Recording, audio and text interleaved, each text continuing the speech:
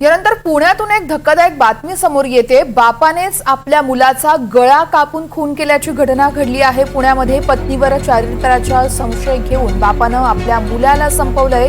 आरोपी बापाला पोलिसांनी ताब्यातही घेतलंय। आयटी इंजिनियर असणाऱ्या बापानं आपल्या 3.5 वर्षाच्या मुलाचा गळा कापून त्याचा खून केलाय।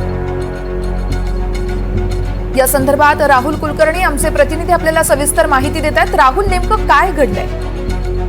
हा जो हिम्मत माधव टिकेटी आहे, हा छोटा बाळ आहे 3.5 वर्षाचा। हा जो माधव टिकेटी आहे तो मूळचा विशाखापट्टणम इथला रहिवासी, एका मोठ्या मल्टीनॅशनल कंपनीमध्ये आयटी इंजिनियर म्हणून काम करतो।